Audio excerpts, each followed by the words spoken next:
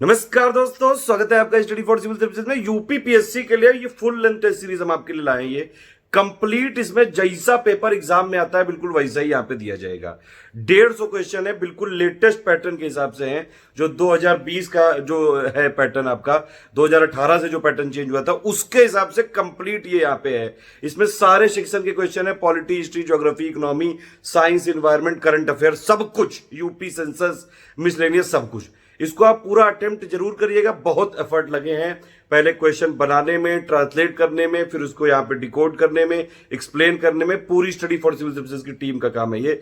आप इसको भरपूर फायदा उठाइए। एक बस आपसे रिक्वेस्ट है, वीडियो को लाइक और शेयर जरूर कर दीजिएगा और चैनल को बिल्कुल सब्सक्राइब कर लीजिएगा। सारे वीडियो बिल्कुल फ्री रहेंगे।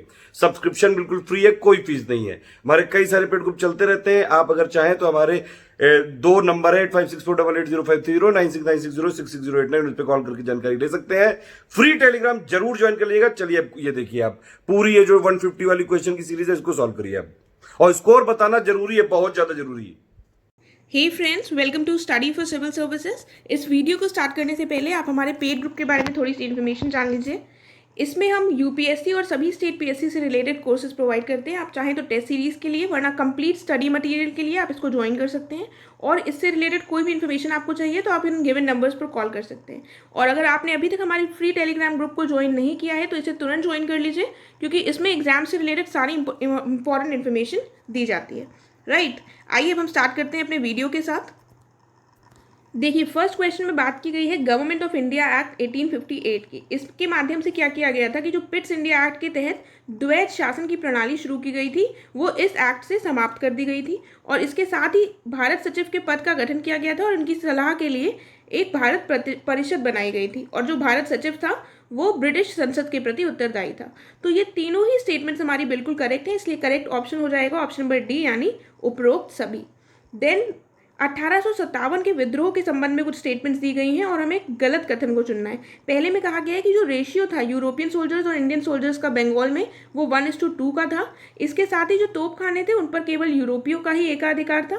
सेना में ऑफिसर रैंक के पद पर किसी भी भारतीय को अपॉइंट नहीं करने की अनुमति थी।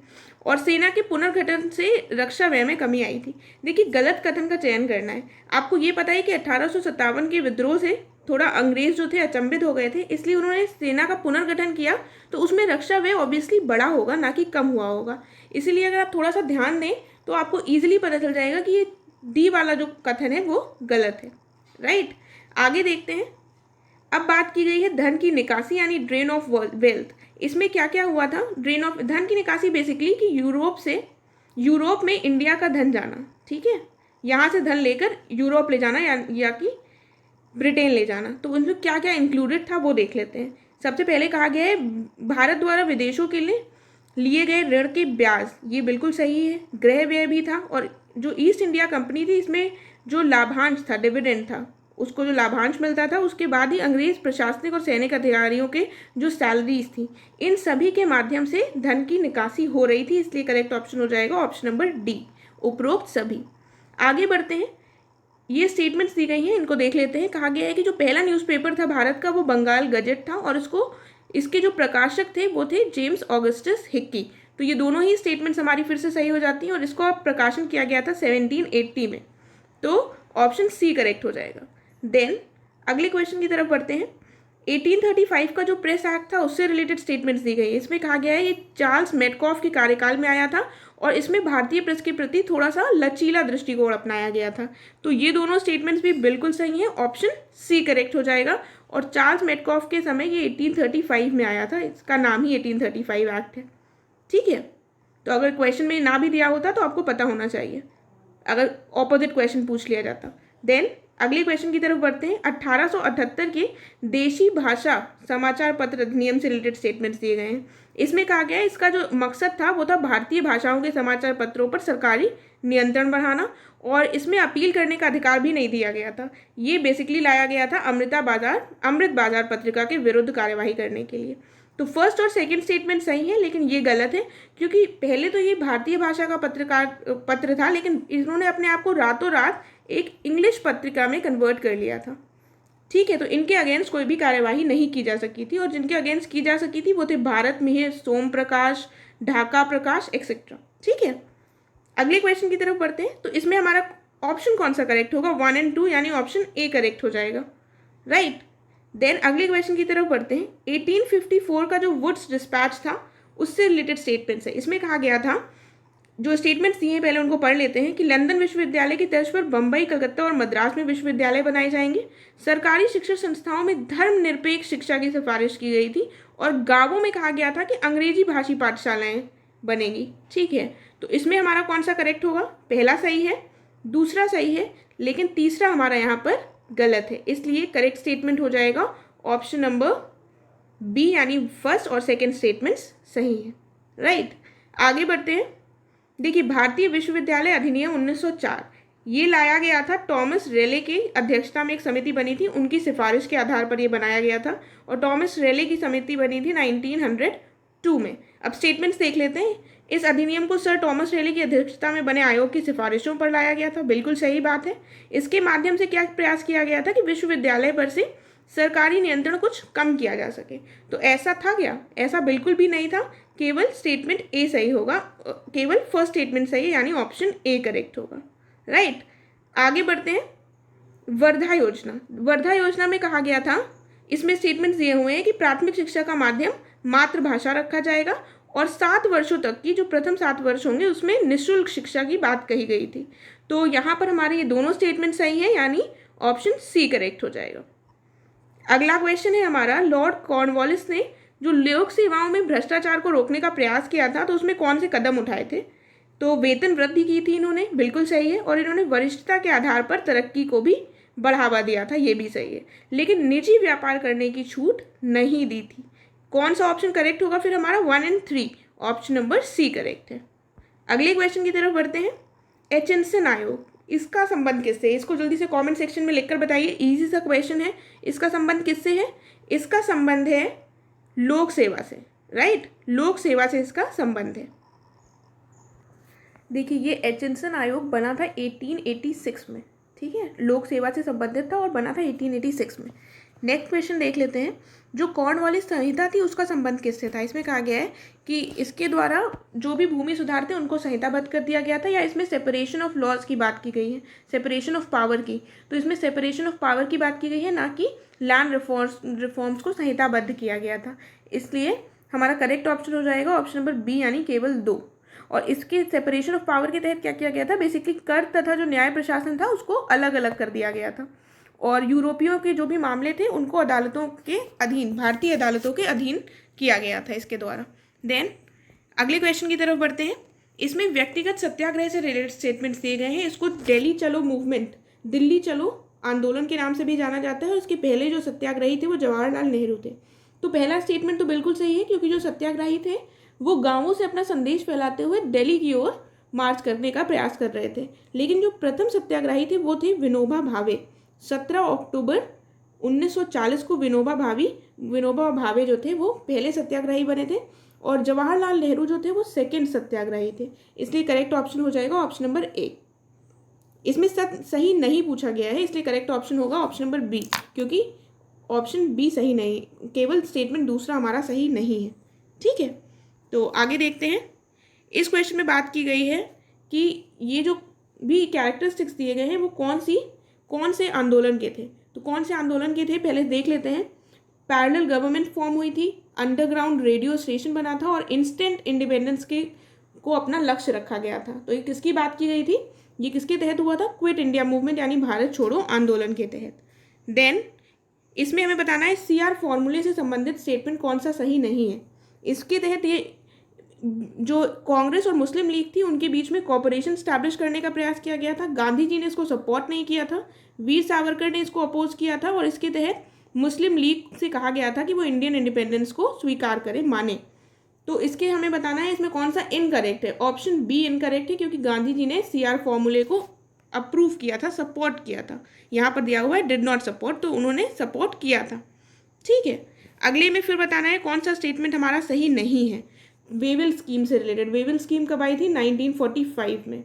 स्टेटमेंट दिया गया है कि जो हिंदू और मुस्लिम के मेंबर्स थे गवर्नर जनरल की एग्जीक्यूटिव में, वो बराबर रखने की बात की गई थी। गवर्नर जनरल का वीटो पावर खत्म कर दिया गया था, और मुस्लिम लीग चाहती थी कि जितने भी मुस्लिम्स हों वो सिर्फ मुस्लिम लीग के ही हों।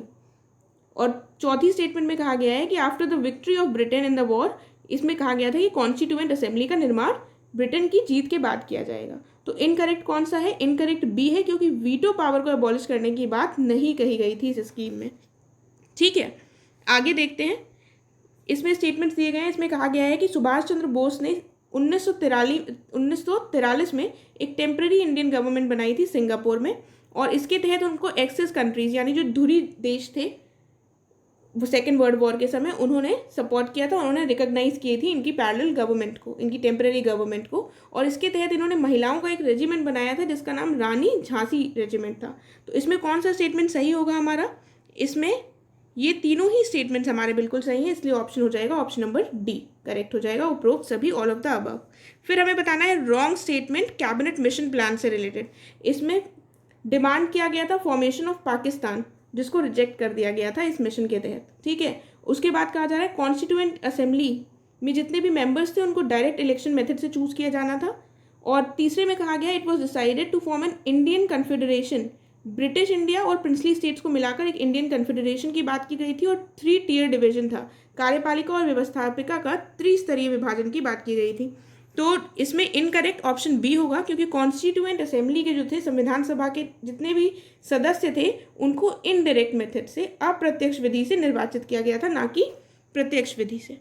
ठीक है, अगले क्वेश्चन की तरफ बढ़ते हैं। अब हमें इनको क्रोनोलॉजिकली अरेंज करना है। देख लेते हैं पहले कब कौन सा इंसिडेंट हुआ। फर्स्ट राउंड टेबल कॉन्फ्रेंस कब हुआ? नवंबर 1930 से लेकर जनवरी 1931 तक। ठीक है, सेकेंड राउंड टेबल कॉन्फ्रेंस कब हुआ? ये हुआ था दिसंबर 1931 में। ठीक, कम्युनल अवार्ड कब आए? कम्युनल अवार्ड आए थे सितंबर 1932 में। और कराची सेशन ऑफ कांग्रेस हुआ था मार्च 1931 में। तो इसमें हमें क्रोनोलॉजिकली अरेंज करना है। करेक्ट सीक्वेंस कौन सा होगा? अब आप देख सकते हैं इसका आंसर होगा करेक्ट ऑप्शन नंबर बी, यानी 1 4 2 3। ये ईयर्स हमें पता होना चाहिए, क्योंकि यूपीएससी में कई बार यूपीपीएससी में ऐसे क्वेश्चंस आ जाते हैं। फिर ये आता है हमें इनको फिर से इन इंसिडेंट्स को क्रोनोलॉजिकली अरेंज करना है। इनके भी पहले ईयर्स देख लेते हैं। सती प्रथा के लिए जो आया था रिस्ट्रिक्शन एक्ट, वो आया था 1829 में। Hindu marriage window remarriage act जो आया था ये आया था 1856 में। शारदा एक्ट आया था 1930 में। और सम्मति आयु अधिनियम जो था ये लाया गया था 1891 में। तो इसका हमारा करेक्ट ऑप्शन हो जाएगा ऑप्शन नंबर बी, यानी 1 4 2 3। नहीं, इसमें हमारा करेक्ट ऑप्शन होगा ऑप्शन नंबर सी, 1 2 4 3। ठीक है, 1 2 4 3 करेक्ट सीक्वेंस होगा। आगे बढ़ते हैं। अब किसका नाम, कौन सी संस्कृति, गणेश्वर जोधपुर संस्कृति नाम किस स्थल के लिए प्रयोग किया गया है? कौन सी जगह के लिए प्रयोग किया गया है?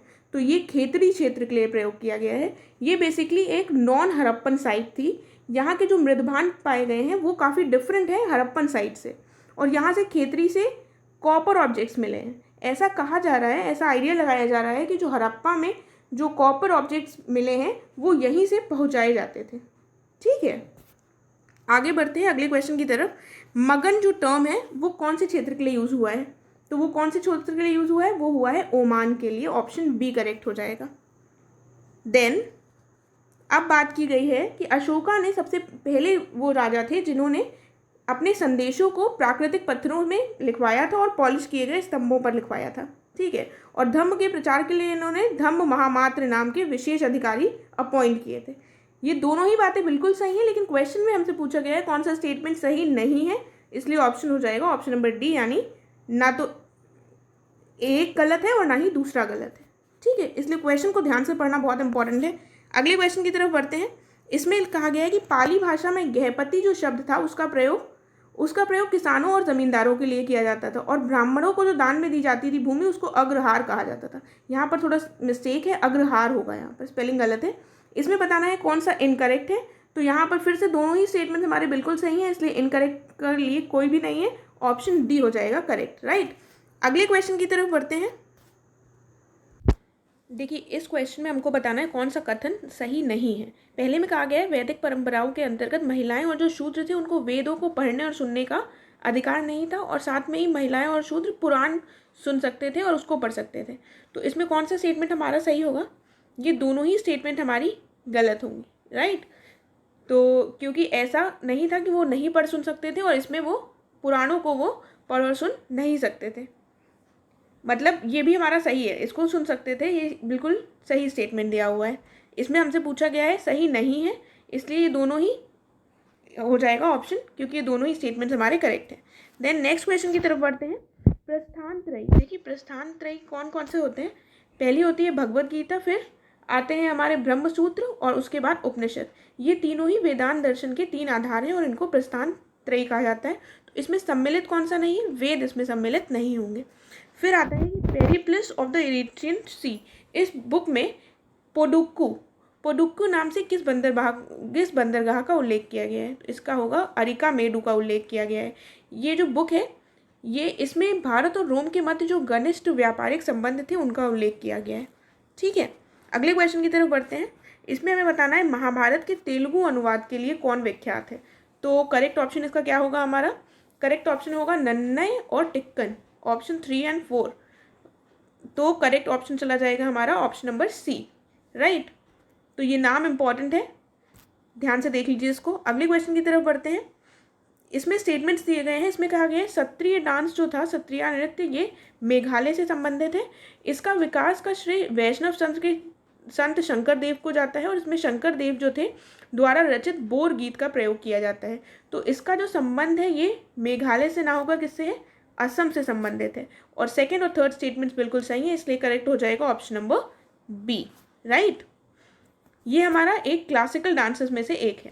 देन 30th स्टेटमेंट में आते हैं हम लोग। 30th क्वेश्चन में पित्रादूरा की तकनीक किससे संबंधित है। ये इजी क्वेश्चन है, इसका आंसर आपको पता होना चाहिए। ये होगा इंडो इस्लामिक वास्तुकला से, इंडो इस्लामिक आर्किटेक्चर। ठीक है, देन अगले क्वेश्चन में बात की गई है कि जो महान हिमालय हैं, ग्रेट हिमालयास, ये ग्रेनाइट से बने हैं, कोड ग्रेनाइट से निर्मित है। और निम्न हिमाचल और शिवालिक के बीच में जो स्थित है लंबवत घाटियां हैं उनको दून कहा जाता है। इसके साथ ही सतलज और काली नदी के बीच में जो हिमालय हैं उनको हिमाचल हिमालय कहा जाता है। फर्स्ट और सेकंड स्टेटमेंट हमारी बिल्कुल सही है, थर्ड गलत हो जाती है, क्योंकि ये कौन सी हिमालय है, ये है कुमायूं हिमालय, ना कि हिमाचल हिमालय। ठीक है, तो करेक्ट ऑप्शन कौन सा हो जाएगा, option number A. Then Lakshadweep समूह के बारे में स्टेटमेंट्स दिए गए हैं। ये छोटे प्रवाल द्वीपों से बना है, बिल्कुल सही बात है। पिट्टी द्वीप इस द्वीप समूह में स्थित है, तो ये भी बिल्कुल सही है, ऑप्शन हो जाएगा हमारा करेक्ट ऑप्शन नंबर सी। पिट्टी आइलैंड भी लक्षद्वीप के आइलैंड्स में ही से एक है। देन अब ये स्टेटमेंट्स दिए हुए हैं, इसमें कहा गया है जो हिमालय है, हिमालय क्षेत्र की जितनी भी नदियां हैं बेसिकली वो हिमालयी निर्मित झीलों की श्रेणी में आती हैं। और उसके बाद वूलर झील जो है ये हिमानी निर्मित झील है। तो इसमें से कौन सा स्टेटमेंट सही होगा, पहला स्टेटमेंट बिल्कुल सही है, क्योंकि इसकी अधिकांश जितनी भी झीलें हैं वो हिमानी निर्मित झीलों की श्रेणी में आती हैं। लेकिन वूलर झील एक एक्सेप्शन है, और ये बनता है टेक्टोनिक एक्टिविटी से निर्मित है ये, इसलिए इसका करेक्ट ऑप्शन होगा ऑप्शन नंबर ए। ठीक है, ये वूलर झील टेक्टोनिक एक्टिविटी से बनता है, ये काफ़ी इंपॉर्टेंट पॉइंट है, इसको ध्यान रखिएगा। आगे बढ़ते हैं, स्टेटमेंट और रीज़न दिया गया है। पहले में कहा गया है कि भारत की जो जलवायु है वो उष्णकटिबंधीय और उपोष्णकटिबंधीय दोनों के उसमें लक्षण पाए जाते हैं। ऐसा इसलिए है क्योंकि जो भारत है हमारा वो बीच से डिवाइडेड है 2 पार्ट्स में। ठीक है, तो ये इसका रीज़न दिया गया है। और अब आपको ये बताना है कौन कौन सी जो स्टेट्स हैं जिससे भारत की ट्रॉपिक ऑफ कैंसर होकर गुजरती है, इसको आपको कमेंट सेक्शन में लिखकर बताना है। तुरंत जल्दी से जवाब दीजिए इसका आंसर हमारा करेक्ट होगा ऑप्शन नंबर ए, क्योंकि ये सही रीज़न है, राइट। ये सही रीज़न है इस स्टेटमेंट का। देन अगले क्वेश्चन की तरफ बढ़ते हैं। इसमें कहा गया है कोरियोलिस बल से संबंधित स्टेटमेंट्स दिए गए हैं। ये पृथ्वी के घूर्णन के कारण उत्पन्न होता है, बिल्कुल सही बात है ये। दूसरे स्टेटमेंट में कहा गया है कि इस बल के कारण जो नॉर्दर्न हेमिस्फीयर है उसमें राइट साइड डिफ्लेक्ट होती है विंड्स, और जो सदर्न हेमिस्फीयर है उसमें लेफ्ट साइड डिफ्लेक्ट होती है। तो इसका ऑप्शन हो जाएगा ऑप्शन नंबर सी, यानी कि दोनों ही स्टेटमेंट्स इसमें करेक्ट हैं, राइट। अगले क्वेश्चन की तरफ बढ़ते हैं। इस क्वेश्चन में कहा गया है उष्णकटिबंधीय वर्षा वन का विस्तार कहाँ नहीं है, कहाँ पर नहीं है, तो वो है पूर्वी घाट। पश्चिमी घाट के क्षेत्र में है, लक्षद्वीप में है, अंडमान और निकोबार द्वीप समूह में, लेकिन पूर्वी घाट में उष्णकटिबंधीय वर्षा वन का विस्तार नहीं है। देन निम्नलिखित कथनों पर हमें विचार करना है। इसमें कहा गया है कि बर्थ रेट, डेथ रेट और माइग्रेशन ये मेन फैक्टर्स होते हैं जो रिस्पॉन्सिबल होते हैं चेंज इन पॉपुलेशन में। ठीक है। और इन दोनों के बीच में जो डिफरेंस होता है बर्थ रेट और डेथ रेट के बीच में, वो नेचुरल इंक्रीज पॉपुलेशन की दिखाता है। देखिए ये स्टेटमेंट आपको थोड़ा कंफ्यूजिंग लग सकता है, लेकिन अगर आप इसको ध्यान से पढ़ेंगे तो ये बहुत ही ईजी क्वेश्चन है। इसका करेक्ट आंसर होगा हमारा ऑप्शन नंबर सी, राइट। ये दोनों ही स्टेटमेंट्स क्योंकि सही है। देन निम्नलिखित में से कौन सा सुमेलित नहीं है ये बताना है। देखिए पोचमपाट मल्टीपर्पज प्रोजेक्ट जो है ये गोदावरी रिवर से सुमेलित है, बिल्कुल सही।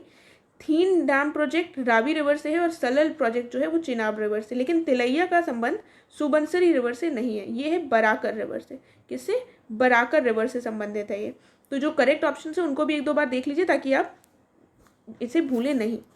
देन कहा गया है कि जो प्रायद्वीपीय भारत है इसमें सिंचाई का मेन जो साधन है वो तालाब है, और पूरे देश में जो सिंचित क्षेत्र है उसमें सर्वाधिक सिंचाई तालाब के माध्यम से ही होती है। पहला स्टेटमेंट तो बिल्कुल सही है, लेकिन देश में जो सर्वाधिक सिंचाई होती है वो होती है ट्यूबवेल से। किससे होती है? ट्यूबवेल से। इसलिए यहाँ पर हमारा करेक्ट ऑप्शन हो जाएगा केवल स्टेटमेंट 1 सही है, ऑप्शन नंबर ए। ठीक, अगले क्वेश्चन में आते हैं। अब ये देखने हैं कौन से चैनल्स इसमें से इनकरेक्ट हैं। पहला दिया हुआ है 10 degree channel, great small Andaman और कार निकोबार, बिल्कुल सही है।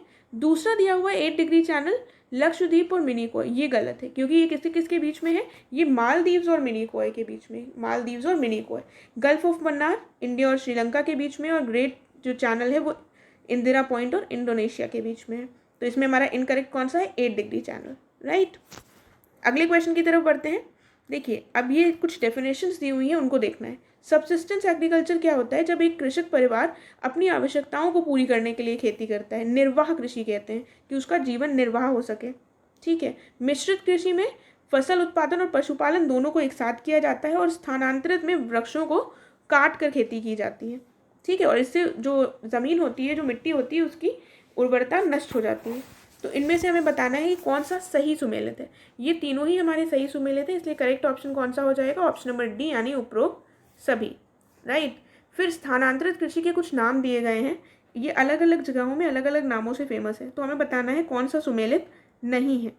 तो इसका करेक्ट ऑप्शन होगा हमारा ऑप्शन नंबर बी, यानी दूसरा और तीसरा सुमेलित नहीं है। रोका बोला जाता है ब्राज़ील में, और मिल्पा बोला जाता है मेक्सिको में, ठीक है। लदांग मलेशिया में ही बोला जाता है, और झूम उत्तर पूर्वी भारत में बोला जाता है, झूम कल्टीवेशन। ये नाम कई बार एग्जाम में पूछ लिए जाते हैं, इसलिए इसको एक बार ध्यान से पढ़ लीजिएगा। अगले क्वेश्चन की तरफ बढ़ते हैं। इस क्वेश्चन में कहा गया है कौन सा सुमेलित नहीं है। तो जो डेविस स्ट्रेट है वो बैफिन आइलैंड और ग्रीनलैंड के बीच में है, ये बिल्कुल सही है।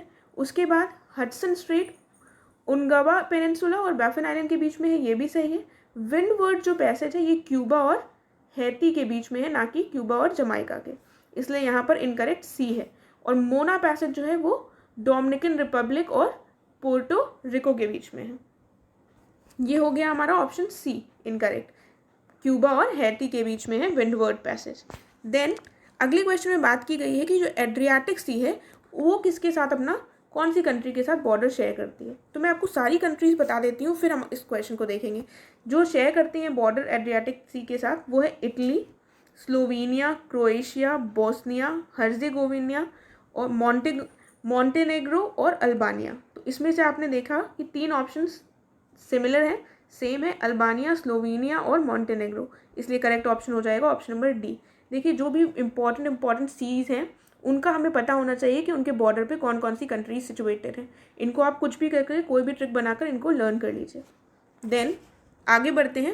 एल्प्स माउंटेन का विस्तार फ्रांस, स्विट्जरलैंड और ऑस्ट्रिया में है, और इसकी हाईएस्ट पीक माउंट ब्लांक है। देखिए इसका ये तो सही है, लेकिन इसका जो एक्सटेंशन है वो फ्रांस, स्विट्जरलैंड, ऑस्ट्रिया और इटली और जर्मनी में भी है, ठीक है। इसलिए पहली स्टेटमेंट हमारी गलत हो जाएगी, केवल दूसरी सही है। इसलिए इसका करेक्ट ऑप्शन क्या हो जाएगा? करेक्ट ऑप्शन होगा इसका option number B, right. Then आगे देखते हैं। देखिए ट्रॉपिकल ग्रासलैंड्स इसमें से कौन है? ट्रॉपिकल ग्रासलैंड्स, तो इसका करेक्ट ऑप्शन होगा हमारा, ये तो आपको पता होना चाहिए क्या होगा, इसका होगा फर्स्ट एंड सेकंड, लानोस और कैंपोस। ये जो साउथ अमेरिका में पाए जाते हैं ये ट्रॉपिकल ग्रासलैंड्स है। स्टेपी पाया जाता है यूक्रेन में, और पुस्टास पाया जाता है हंगरी में, दोनों ही ये यूरोपियन कंट्रीज हैं, राइट। तो फर्स्ट और सेकंड ट्रॉपिकल ग्रासलैंड्स है। देन अगले क्वेश्चन की तरफ आते हैं। इसमें कहा गया है जो ब्रह्मपुत्र रिवर है उसको सांगपो कहा जाता है तिब्बत में, और ये रिवर जो है ये फ्लड्स और डाइवर्जन और कोस्टल इरोजन के लिए जानी जाती है। इसकी मेजर ट्रिब्यूटरी सिकांग, लोहित, सांकोश, मानस ये सब हैं। तो ये तीनों ही स्टेटमेंट्स हमारी फिर से सही है, इसलिए करेक्ट ऑप्शन हो जाएगा ऑप्शन नंबर डी, राइट। आगे बढ़ते हैं 48 क्वेश्चन पे। देखिए इस क्वेश्चन में कहा गया है कि एल नीनो जो पेरू स्ट्रीम की जगह आ जाता है इससे क्या इफेक्ट होता है। पहले में कहा गया है कि इसमें इक्वेटोरियल एटमॉस्फेरिक सर्कुलेशन में एब्नॉर्मैलिटीज़ देखी जाती हैं, इरेगुलरिटी होती है सी वाटर इवेपोरेशन में, इसके साथ ही प्लैंक्टन्स का रिडक्शन होता है, ठीक है, जिससे नंबर ऑफ फिश जो है वो भी कम हो जाती है सी में। तो ये तीनों ही स्टेटमेंट हमारी बिल्कुल सही है, इसलिए करेक्ट ऑप्शन कौन सा हो जाएगा, ऑप्शन नंबर डी यानी ऑल ऑफ द अबव, ठीक है। फिर अगले क्वेश्चन में बढ़ते हैं। इसमें कहा गया है कि जो विड्रॉल ऑफ मानसून होता है तो उसमें क्या क्या देखा जाता है। इसमें क्लियर स्काई होती है इस समय पर, इसके साथ ही जो उच्च तापमान और आर्द्रता से भरे कष्टकारी मौसमी दशाओं के चलते इसको कार्तिक मास की ऊष्मा भी कहा जाता है, ठीक है, अक्टूबर हीट भी कहा जाता है। और इसमें पूछा गया है कौन सा सही नहीं है, तो ये दोनों ही स्टेटमेंट्स हमारे सही हैं, इसलिए करेक्ट ऑप्शन हो जाएगा ऑप्शन नंबर डी। देन आगे बढ़ते हैं। सुनामी से संबंधित स्टेटमेंट्स दिए गए हैं। इसमें कहा गया है कि सुनामी वेव्स जो होती हैं वो तट की ओर आने पर अधिक ऊंची हो जाती हैं, बिल्कुल सही बात है। फिर कहा गया है कि इसकी जो गति होती है वो उथले समुद्र में ज़्यादा होती है और गहरे समुद्र में कम होती है। तो इसमें हमें सही स्टेटमेंट बतानी है, इसमें हमारा करेक्ट ऑप्शन हो जाएगा ऑप्शन नंबर सी, यानी दोनों ही स्टेटमेंट्स हमारी करेक्ट हैं, राइट। फिर अगले क्वेश्चन की तरफ बढ़ते हैं। इसमें कहा गया है कि जो राज्य विधानमंडल है वो विधान परिषद के किसी विधेयक को पहली बार में 3 माह तक और उसके बाद दूसरी बार अगर उसमें आता है तो 1 माह तक रोक सकती है, मतलब टोटल 4 महीने तक रोक सकता है, ठीक है। ये स्टेटमेंट हमारा बिल्कुल सही है। दूसरे में कहा गया है विधानसभा और विधान परिषद के बीच में अगर कोई मतभेद होता है तो जॉइंट सिटिंग बुलाई जा सकती है, जैसा कि लोकसभा और राज्यसभा के केस में होता है। तो ऐसा ये नहीं होता है, इसलिए करेक्ट ऑप्शन हो जाएगा ऑप्शन नंबर ए। जॉइंट सिटिंग का कोई भी प्रोविजन नहीं है, क्योंकि हर राज्य में हम विधान परिषद को नहीं पाते हैं, ठीक है। तो आप ये बताइए कि कौन कौन से स्टेट्स में विधान परिषद पाई जाती है, इसको कमेंट सेक्शन में तुरंत लिखकर बताइए। देन आगे बढ़ते हैं हम अपने अगले क्वेश्चन की तरफ। विधान परिषद के संदर्भ में कुछ स्टेटमेंट्स दिए गए हैं। इसमें कहा गया है कि संसद जो विधि बनाकर किसी राज्य में विधान परिषद का सृजन या अबॉलिश कर सकती है उसको, बिल्कुल सही बात है। और ये किस आर्टिकल के अंदर कर सकती है, आर्टिकल 169 के अंतर्गत।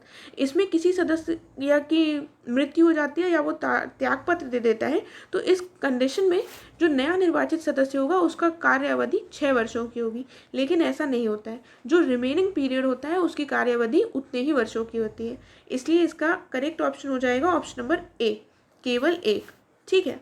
फिर अगले क्वेश्चन की तरफ बढ़ते हैं। इसमें कहा गया है कि न्यायालय की जो खंडपीठ होती है, डिवीजन बेंच, इसमें 2 न्यायाधीश बैठते हैं। वहीं पर अगर संविधान पीठ होगी तो 5 या अधिक न्यायाधीश बैठेंगे। उसके बाद थर्ड स्टेटमेंट में कहा गया है कि संविधान की व्याख्या का प्रश्न यदि निहित होता है तो इस दशा में राष्ट्रपति को प्रश्न पर सलाह देने के लिए संविधान पीठ बैठने के लिए बाध्य होती है।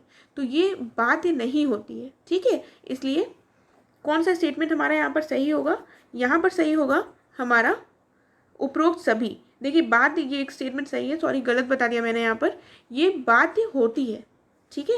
यहाँ पर क्या होगा, ऑप्शन नंबर डी करेक्ट होगा, ठीक है, क्योंकि ये बाध्य होती है, राइट। आगे बढ़ते हैं अगले क्वेश्चन की तरफ। यहाँ पर ऑप्शन नंबर डी सही होगा। अगले क्वेश्चन की तरफ बढ़ते हैं। इसमें हमें देखना है कौन सा कथन गलत है। तो संविधान का जो आर्टिकल 348 है इसका संबंध सर्वोच्च न्यायालय तथा उच्च न्यायालय में जो भाषा का प्रयोग होता है उससे है, बिल्कुल सही बात है। फिर नेक्स्ट स्टेटमेंट में कहा गया सर्वोच्च न्यायालय में अंग्रेजी भाषा का प्रयोग का प्रावधान है, ये भी सही है। और अधीनस्थ जो न्यायपालिका होंगे उसमें राज्य सरकारों की भाषा का ही पालन किया जाता है, ये भी सही है। और उच्च न्यायालय में केवल अंग्रेजी भाषा का ही, यानी हाई कोर्ट्स में भी केवल अंग्रेजी भाषा का ही प्रयोग किया जा सकता है।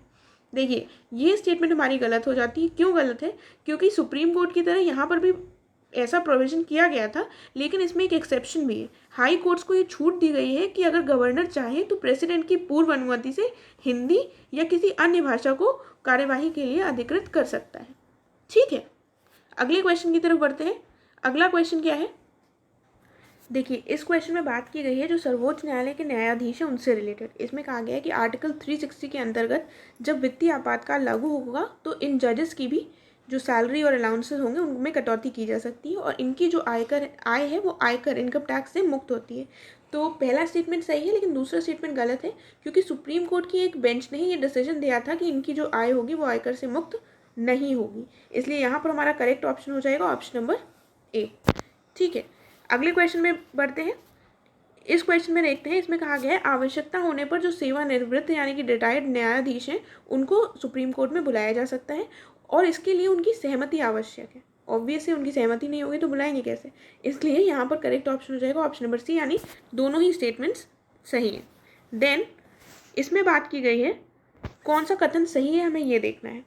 इसमें कहा गया है कि सर्वोच्च न्यायालय के जो मूल क्षेत्राधिकार के तहत आर्टिकल 262 के अंतर्गत जो अंतर्राज्यीय जल आयोग है इसके खिलाफ सर्वोच्च न्यायालय में जाया जा सकता है। दूसरे में कहा गया है कि रिट अधिकारिता जो है वो संविधान के मूल ढांचे का हिस्सा है। और तीसरे में कहा गया है कि आर्टिकल 143(1) के तहत राष्ट्रपति द्वारा सर्वोच्च न्यायालय से पूछे गए प्रश्न पर सलाह देने के लिए न्यायालय बाध्य है। और फिर कहा गया है कि सर्वोच्च न्यायालय की अवमानना के लिए दंड नहीं दे सकता है। तो इसमें हमारा जो करेक्ट ऑप्शन होगा वो होगा ऑप्शन नंबर बी। ठीक है, सही कथन पूछा गया है, ये तीनों ही स्टेटमेंट्स हमारे गलत है। ठीक है, आगे बढ़ते हैं। इस क्वेश्चन में कहा गया है कि लोक अदालत के संबंध में कुछ स्टेटमेंट्स दिए गए हैं। इसका मकसद है कि आपसी बातचीत से विवादों का समाधान किया जा सके और ये इसका गठन हुआ था 1987 के एक एक्ट के द्वारा और इसके निर्णयों के खिलाफ उच्च न्यायालय में अपील की जा सकती है। तो इसमें हमारा करेक्ट ऑप्शन होगा ऑप्शन नंबर सी, यानी कि फर्स्ट और सेकंड। थर्ड स्टेटमेंट इसमें इसलिए गलत है क्योंकि इसमें जो भी निर्णय लिए जाते हैं वो आपसी सहमति से लिए जाते हैं, इसीलिए इसके अगेंस्ट किसी भी कोर्ट में नहीं जाया जा सकता। ठीक है, जब निर्णय आपसी सहमति से होगा तो उसके अगेंस्ट कोर्ट में जाने का कोई लॉजिक नहीं बैठता है, इसीलिए ये वाला स्टेटमेंट गलत हो जाएगा। आगे देखते हैं। इसमें कहा गया है कि संविधान के आर्टिकल 263 के तहत राज्यों के आपसी विवादों को निपटाने के लिए अंतर्राज्य परिषद की व्यवस्था की गई है और ये जो परिषद है इसकी राय बाध्यकारी होती है। देखिए, इसकी राय बिल्कुल भी बाध्यकारी नहीं होती है बल्कि सलाह के रूप में होती है। यदि चाहे सरकार तो मान सकती है, ना चाहे तो ना माने, इसलिए करेक्ट ऑप्शन हो जाएगा ऑप्शन नंबर ए। ठीक है, फिर अगले में बात की गई है क्षेत्रीय परिषदों की यानी जोनल काउंसिल्स की। ये कॉन्स्टिट्यूशनल बॉडीज़ हैं? नहीं, ये स्टैट्यूटरी बॉडीज़ हैं क्योंकि इनका निर्माण किया गया था स्टेट रीऑर्गेनाइजेशन एक्ट 1956 के तहत। इसके जो हेड होते हैं चेयरमैन वो यूनियन होम मिनिस्टर होते हैं, ये सही बात है। और इसके डिसीजंस बाइंडिंग होते हैं, ये गलत है क्योंकि यहाँ पर भी डिसीजंस सलाहकारी ही होते हैं। ठीक है, तो यहाँ पर करेक्ट स्टेटमेंट कौन सा हो जाएगा हमारा ऑप्शन नंबर बी, यानी केवल दूसरा सही है। आगे बढ़ते हैं। इस क्वेश्चन में बात की गई है कि यूनियन टेरिटरीज़ के संबंध में कुछ स्टेटमेंट्स दिए हुए हैं। कहा गया है कि राष्ट्रपति जो होगा, यहाँ का जो प्रशासक है वो राष्ट्रपति का एजेंट होता है, ना कि वो संवैधानिक प्रमुख होता है। और इसमें ये भी कहा गया है कि संविधान पूर्णतः इस विषय में एकात्मक ढांचे का प्रयोग करता है, यानी कि यूनिटरी फ्रेमवर्क अपनाता है। तो ये दोनों ही स्टेटमेंट्स हमारे सही हैं, इसलिए करेक्ट ऑप्शन हो जाएगा ऑप्शन नंबर सी।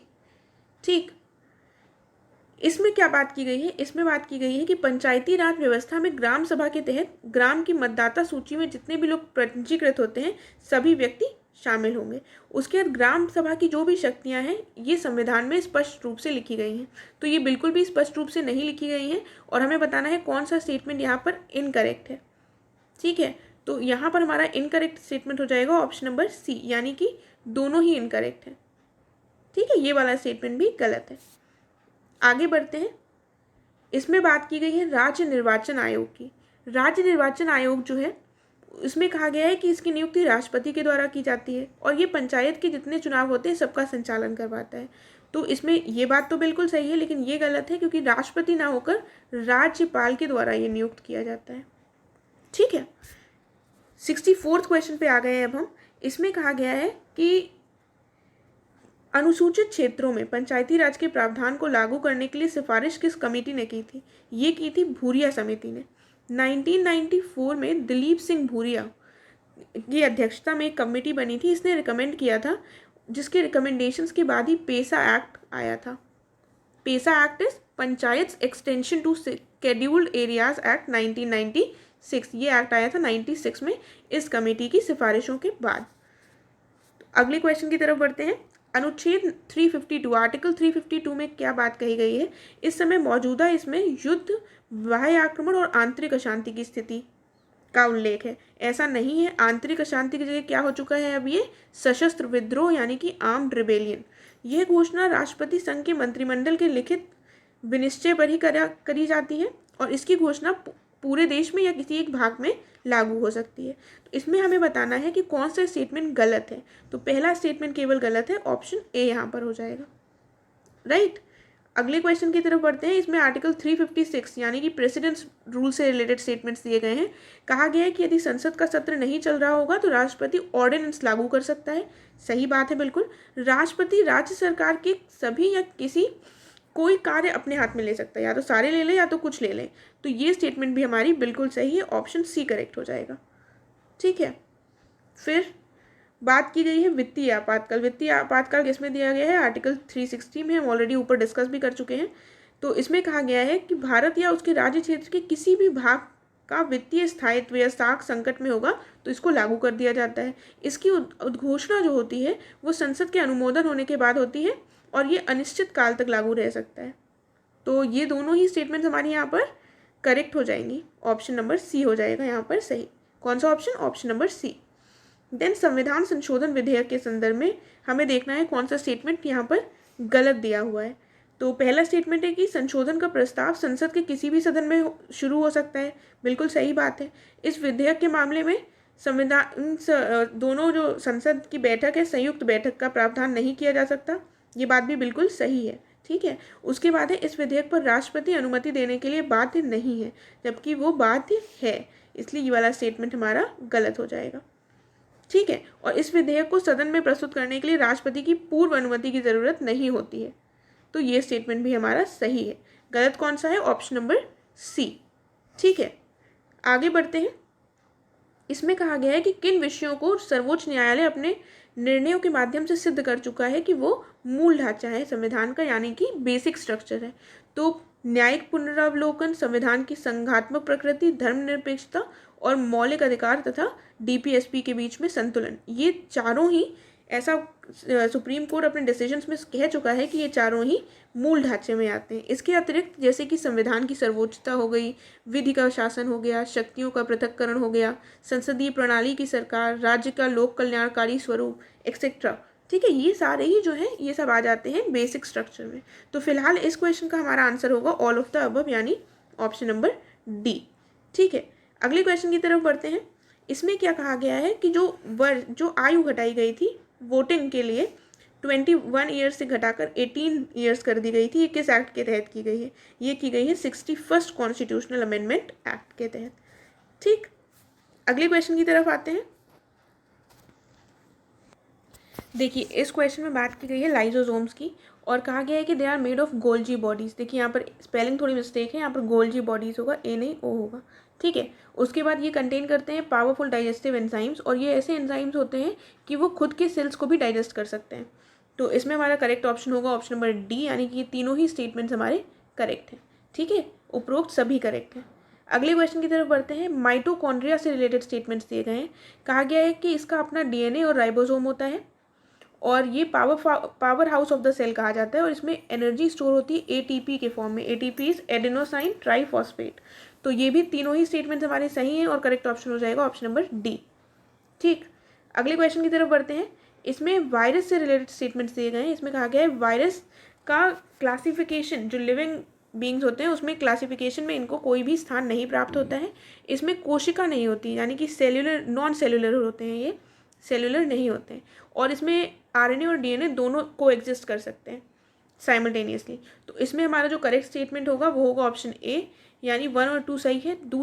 तीसरा स्टेटमेंट गलत है क्योंकि या तो आरएनए होगा और या डीएनए होगा, दोनों एक साथ को एग्जिस्ट नहीं कर सकते हैं इसमें, ठीक है।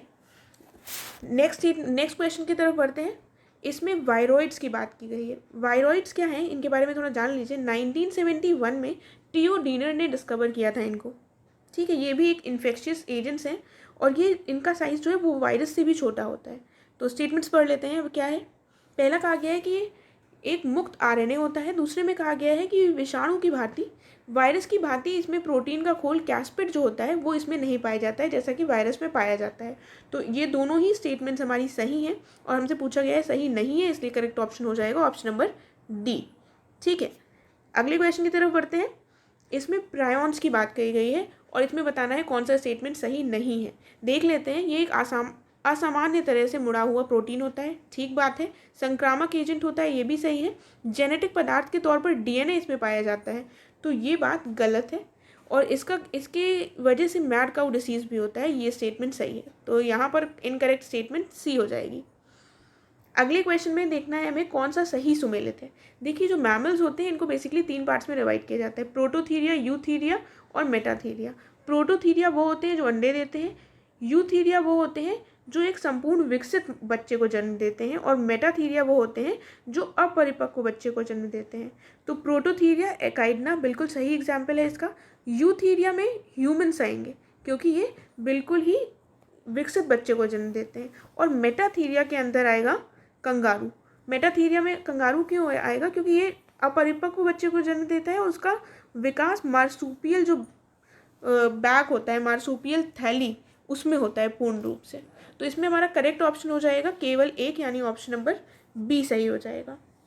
राइट, आगे देखते हैं एंटीबॉडीज़ क्या हैं। एंटीबॉडीज़ प्रोटीन्स होते हैं, ये पता होगा, इजी क्वेश्चन था। एंटीबॉडीज़ क्या होते हैं? प्रोटीन्स। ठीक है, फिर नेक्स्ट में बात की गई है कौन सा सुमेलित नहीं है। तो इरिप्सिन की बात कही गई है, ये कन्वर्ट करता है फैट इनटू ग्लिसरीन और फैटी एसिड्स। माल्टेज चेंज करता है माल्टोज को ग्लूकोज में, और लैक्टेज चेंज करता है लैक्टोज को ग्लूकोज और गैलेक्टोज में, और सुक्रेज चेंज करता है सुक्रोज को इनटू ग्लूकोज एंड गैलेक्टोज। तो इसमें हमारा जो करेक्ट नहीं है वो है एरिप्सिन, क्योंकि एरिप्सिन जो होता है ये बेसिकली चेंज करता है प्रोटीन्स और पेप्टोन्स को एमिनो एसिड में। ठीक है, प्रोटीन्स एंड पेप्टोन्स को एमिनो एसिड में चेंज करता है। फिर नेक्स्ट क्वेश्चन में आते हैं हम लोग। इसमें देखना है कौन सा इनकरेक्ट है। फिर से विटामिन ए दिया हुआ है रेटिनॉल, ये बिल्कुल सही है। विटामिन B3 बायोटीन ना होकर नियासिन होता है। ठीक है, और बायोटीन क्या होता है? Vitamin B7। विटामिन के की बात की गई है, ये होता है फाइलोक्विनोन। और टोकोफेरॉल क्या होता है? फिर ये होता है विटामिन ई। ठीक है, तो इसमें हमारा करेक्ट ऑप्शन कौन सा हो जाएगा? क्योंकि इनकरेक्ट पूछा गया है तो 2 और 3 इनकरेक्ट है, ऑप्शन डी हो जाएगा यहाँ पर सही। 80th क्वेश्चन पे पहुँच गए हैं। अब हमें बताना है कौन सा डिजीज़ प्रोटोजोआ के थ्रू होता है। तो मलेरिया, काला अजर और पायरिया, ये तीनों ही प्रोटोजोआ से होता है, और डिप्थीरिया डिजीज़ बैक्टीरिया से होता है। इसलिए करेक्ट ऑप्शन हो जाएगा ऑप्शन नंबर बी, यानी 1, 2 और 3। आगे बढ़ते हैं। इसमें देखना है कौन सा युग्म सुमेलित है, कौन सा पेयर सुमेलित है। डायनेमो कहा गया है कन्वर्ट करता है mechanical to electrical, microphone convert करता है साउंड टू इलेक्ट्रिकल एनर्जी, और सितार में कन्वर्जन होता है मैकेनिकल का साउंड एनर्जी में। तो इसमें हमारे ये तीनों ही एकदम ही करेक्टली मैच्ड है, इसलिए करेक्ट आंसर हो जाएगा ऑप्शन नंबर डी। ठीक है, आगे बढ़ते हैं। इसमें कहा गया है कि जो बॉइलिंग पॉइंट होता है सब्सटेंस का, वो इंक्रीज होता है प्रेशर के इंक्रीज होने से, और increasing the pressure increases the melting point of the substance. तो इसमें हमारा करेक्ट ऑप्शन होगा ऑप्शन नंबर ए। सेकेंड स्टेटमेंट गलत है, क्योंकि प्रेशर इंक्रीज करने से जो मेल्टिंग पॉइंट होता है वो इंक्रीज नहीं होता है। ये दोनों इन्वर्सली प्रोपोर्शनल है। देखिए, यहाँ पर थोड़े ऑप्शंस गलत हैं, यहाँ पर ये भी ABCD होगा इसकी तरह, तो कन्फ्यूज मत होइएगा। आगे बढ़ते हैं अगले क्वेश्चन की तरफ। इस क्वेश्चन में बात की गई है वेव्स की। ठीक है, पहले कहा गया है ट्रांसवर्स वेव्स जो होती हैं they are not transmitted in liquid और गैसियस मीडियम। दूसरे में कहा गया है लॉन्गिट्यूडनल वेव्स के लिए कि ये ट्रांसमिट नहीं होती हैं सॉलिड मीडियम में। तो पहला स्टेटमेंट हमारा सही है, लेकिन लॉन्गिट्यूडनल वेव्स से रिलेटेड स्टेटमेंट गलत है, क्योंकि ये सभी माध्यम से उत्पन्न की जा सकती हैं। ठीक है, तो करेक्ट ऑप्शन क्या हो जाएगा यहाँ पर? ऑप्शन नंबर ए। आगे देखते हैं। इसमें बात की गई है स्पीड ऑफ साउंड जो होती है वो किस पर डिपेंड करती है। इलास्टिसिटी ऑफ द मीडियम सही है, डेंसिटी ऑफ द मीडियम ये भी सही है, लेकिन साउंड की फ्रीक्वेंसी पर डिपेंड नहीं करती है, इसलिए हमारा करेक्ट ऑप्शन हो जाएगा ए, 1 और 2। फिर आगे देखते हैं। बात की गई है टोटल इंटरनल रिफ्लेक्शन, TIR किसके लिए रिस्पॉन्सिबल है। जो कांच के चटके हुए भाग का चमकीला दिखाई देता है हमको, वो TIR की वजह से होता है, हीरे का भी चमकना इसी वजह से होता है, और रेगिस्तान में जो मिराज दिखाई देता है वो भी इसी वजह से होता है। इसलिए करेक्ट ऑप्शन हो जाएगा all of the above, option number D. ठीक, आगे देखते हैं 86 क्वेश्चन में आते हैं। देखिए, इस क्वेश्चन में बात की गई है कि जो लिक्विड का वेपर में कन्वर्जन होता है at a lower temperature, boiling point से कम टेम्परेचर पर जब वो कन्वर्जन होता है तो उसको इवेपोरेशन कहते हैं। और दूसरी स्टेटमेंट में कहा गया है कि जो ह्यूमिडिटी का रेट जब हाई होता है तो इवेपोरेशन डिक्रीज हो जाता है। ये दोनों ही स्टेटमेंट्स हमारे करेक्ट होंगे, इसलिए करेक्ट ऑप्शन हो जाएगा ऑप्शन नंबर सी। ठीक है, तो अगले क्वेश्चन की तरफ बढ़ते हैं। इसमें कहा गया milk of magnesia. Milk of magnesia क्या होता है? ये होता है मैग्नीशियम हाइड्रोक्साइड। ठीक है, milk of magnesia, magnesium hydroxide इसका करेक्ट आंसर होगा। देन इस क्वेश्चन में देखना है कि कौन से गैसेस का मिक्सचर यूज होता है डाइवर्स के द्वारा, जो सी में गोताखोर होते हैं उनके द्वारा। तो ये यूज होता है ऑक्सीजन और हीलियम का। हीलियम इसलिए यूज होता है क्योंकि हायर प्रेशर में हीलियम ब्लड में कम सॉल्युबल होता है इन कंपैरिजन टू नाइट्रोजन। ठीक है, करेक्ट ऑप्शन बी हो जाएगा। अगली क्वेश्चन में बात की गई है कि कौन सा कैटलिस्ट सही मैच्ड है। देखिए, निकल हाइड्रोजनेशन ऑफ वेजिटेबल ऑयल में यूज होता है, आयरन पाउडर का हेबर प्रोसेस में यूज होता है एज अ कैटलिस्ट, और हॉट एल्यूमिना का ईथर फ्रॉम एल्कोहल को अलग करने में यूज होता है। ठीक है, एल्कोहल को बनाने में। देन तो इसका करेक्ट ऑप्शन कौन सा होगा? ऑप्शन नंबर डी, यानी कि ये तीनों ही ऑप्शंस बिल्कुल सही हैं। आगे बढ़ते हैं, देखना है कौन सा करेक्टली मैच्ड है। तो एलम पोटेशियम अमोनियम सल्फेट बिल्कुल सही मैच्ड है। ठीक है, लेकिन मार्बल जो है वो कैल्शियम ऑक्साइड नहीं है। क्या है मार्बल? मार्बल का होता है कैल्शियम कार्बोनेट, कैल्शियम कार्बोनेट। ठीक है, और नौसादर होता है अमोनियम क्लोराइड, ये भी बिल्कुल सही है। इसलिए यहाँ पर करेक्ट ऑप्शन हो जाएगा ऑप्शन नंबर सी, 1 और 3। फिर नेक्स्ट में बात की गई है कि 14th edition of national health profile, जिसको रिलीज़ किया गया है सेंट्रल हेल्थ इंटेलिजेंस ब्यूरो के द्वारा, उससे संबंधित कुछ स्टेटमेंट्स दी गई हैं। कहा गया है कि इसके according there has been a continuous decline in birth rate में कमी आई है, डेथ रेट में कमी आई है, और नेचुरल ग्रोथ रेट में कमी आई है 1991 के कंपैरिजन में 2017 में। ठीक है, और टोटल फर्टिलिटी रेट जो होता है पूरे देश का 2.3 है। राज्यों जो अर्बन एरियाज़ हैं वहाँ पर ये 2 है, और जो रूरल एरियाज़ हैं वहाँ पर ये 2.5 है।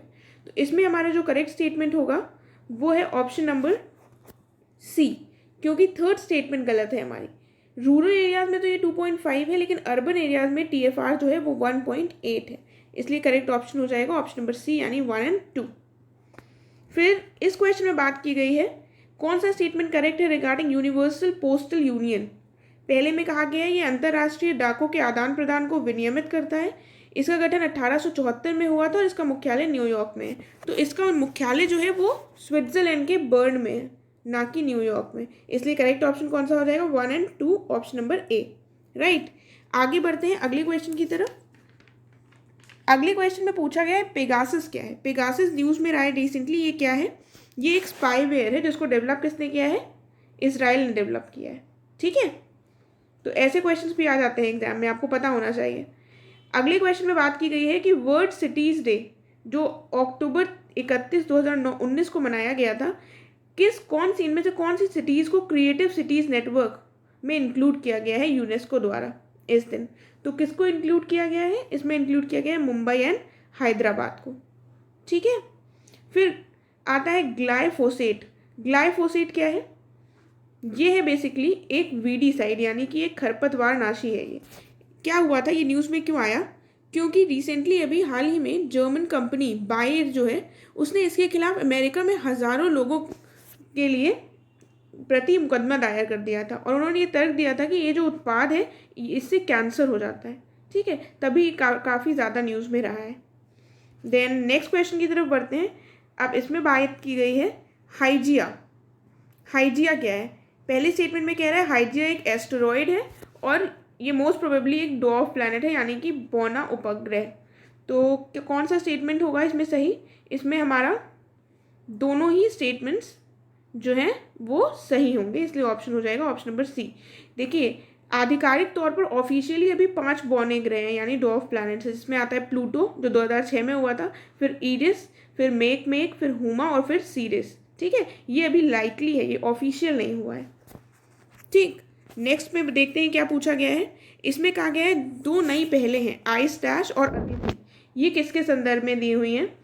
ये पर्यटन मंत्रालय के द्वारा स्टार्ट की गई हैं और इनका जो मकसद है वो है विदेशी पर्यटकों को सभी भारतीय हवाई अड्डों पर वीज़ा की सुविधा प्रोवाइड करवाना। तो पहला स्टेटमेंट गलत है क्योंकि ये फाइनेंस मिनिस्ट्री के द्वारा शुरू की गई हैं।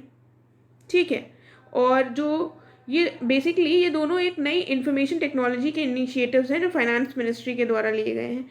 आइस डैश जो है वो क्या है? ये एक ऑनलाइन डैशबोर्ड है जिसको लॉन्च किया गया है कस्टम्स डिपार्टमेंट के द्वारा कि भारत में जैसे ईज ऑफ डूइंग बिजनेस को मॉनिटर करने के लिए। और अतिथि की बात करें तो अतिथि एक ऐप है। इसमें क्या होगा, जो भी अंतर्राष्ट्रीय पर्यटक हैं वे जब अग्रिम रूप से यहाँ उनकी जानकारी हमें मिल सकेंगी, उसकी जानकारी ये मिल सकेगी कि वो अपने साथ कितनी वस्तुएं लाए हैं और कितनी मुद्रा लेकर आए हैं। ठीक है, तो ये दोनों ही ऐप्स, ये दोनों ही इनिशिएटिव्स हैं इम्पॉर्टेंट। तो इसमें हमारा करेक्ट ऑप्शन कौन सा हो जाएगा? करेक्ट ऑप्शन हो जाएगा ऑप्शन नंबर डी, यानी कि ये दोनों ही स्टेटमेंट्स हमारी गलत हैं। फिर अगले में बात की गई है red atlas action plan map की। Red atlas action plan map पहले में कहा गया है पृथ्वी विज्ञान मंत्रालय द्वारा विकसित है और दूसरे में कहा गया है इसका उद्देश्य है कि बाढ़ शमन, प्रबंधन, तैयारियां और जो संचालन संबंधी पहलू हैं उनको सुलभ बनाया जा सके। तो इसमें कौन सा स्टेटमेंट हमारा सही होगा? दोनों ही बिल्कुल सही हैं। ठीक है, फिर बात करते हैं वर्ष 2019 का व्यास सम्मान ये दिया गया है नासिरा शर्मा को। इनकी जो बुक है वो है कागज़ की नाव। नासिरा शर्मा को मिला है कागज़ की नाव बुक के लिए, उपन्यास है इनका। फिर बात की जा रही है इंड एयर की। देखिए इंड एयर का फुल फॉर्म क्या है? Ind air is Indian air quality studies interactive repository.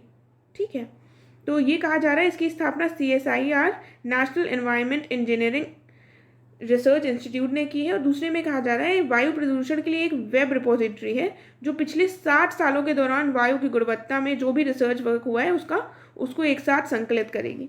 तो इसमें हमारा करेक्ट ऑप्शन हो जाएगा ऑप्शन नंबर सी। ये दोनों ही बातें बिल्कुल सही हैं। ठीक है, अब हम पहुंच गए अपने 101st क्वेश्चन की तरफ। इसमें बात की जा रही है फेनी नदी की।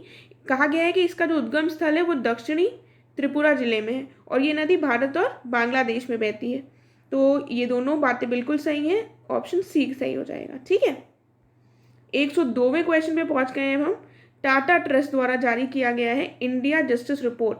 इसके मुताबिक लोगों को न्याय दिलाने के मामले में कौन सा राज्य सबसे आगे है? तो कौन सा राज्य सबसे आगे है? महाराष्ट्र।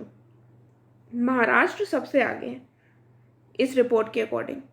नेक्स्ट में पूछा गया है कि उत्तर प्रदेश के किस जिलों में गिद्धों के संरक्षण के लिए संरक्षण एवं प्रजनन केंद्र बनाने का निर्णय लिया गया है?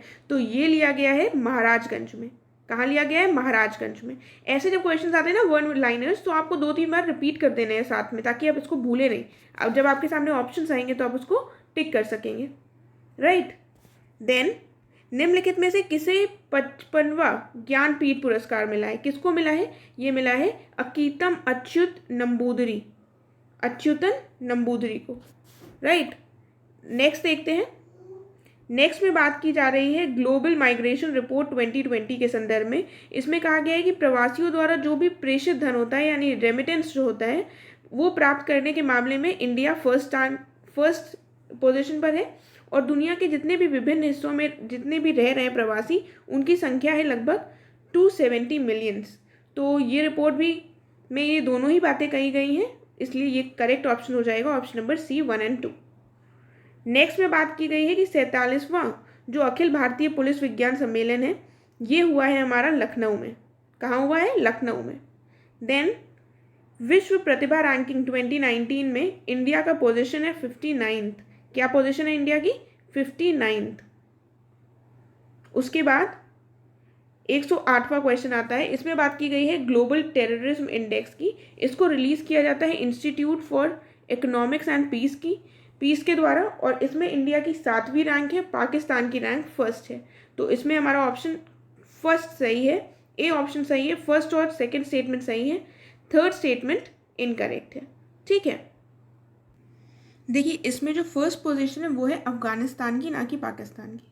ठीक है, अफगानिस्तान फर्स्ट पोजीशन पर, इसीलिए वाला स्टेटमेंट गलत है। नेक्स्ट में आते हैं, इसमें बात की गई है कि गरीब मरीजों के लिए मुफ्त रोबोटिक सर्जरी की सुविधा शुरू करने वाला पहला केंद्रीय हॉस्पिटल कौन सा है? ये है सफदरगंज अस्पताल, दिल्ली का। ठीक है। नेक्स्ट में बात की गई है कि महारत्न का स्टेटस कौन सी कंपनी को दिया गया है? Recently power grid corporation of India को दिया गया है, और इसके साथ ही नंबर कितना हो गया है? नंबर हो गया है 10 हो गई है महारत्न कंपनीज। इसका करेक्ट ऑप्शन हो जाएगा ए। तो जो नाम है वो सुन लीजिए, 10 महारत्न कंपनीज के। एक हो गई Bharat heavy electricals limited, Bharat petroleum corporation limited, coal India limited, GAIL India limited, Hindustan petroleum corporation limited, Indian oil corporation limited, national thermal power corporation limited, oil and natural gas corporation limited, steel authority of India limited, and last हो गई है power grid corporation of India. तो ये 10 नाम आपको पता होने चाहिए। ठीक है, रिसेंटली ये हुई है power grid corporation of India.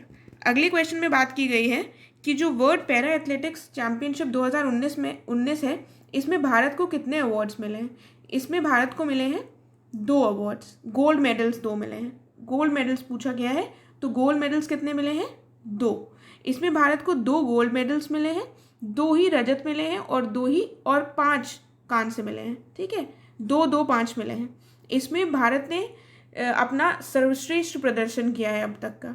ठीक है, और भारत इस चैंपियनशिप में 24th पोजीशन पर रहा है, 2+2+5 मेडल्स जीतकर।